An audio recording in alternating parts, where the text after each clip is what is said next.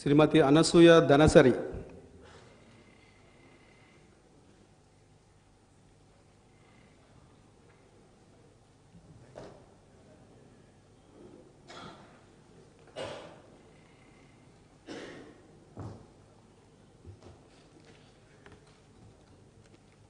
ధనసరి అనసూయ అనే నేను శాసనసభ సభ్యురాలిగా ఎన్నికైనందున శాసనం ద్వారా నిర్మితమైన భారత రాజ్యాంగం పట్ల నిజమైన విశ్వాసం, విధేయత చూపుతానని, భారతదేశ సార్వభౌమాధికారాన్ని, సమగ్రతను కాపాడుతానని, నేను స్వీకరించబోయే కర్తవ్యాన్ని శ్రద్ధాశక్తులతో నిర్వహిస్తానని పవిత్ర హృదయంతో ప్రతిజ్ఞ చేస్తున్నాను.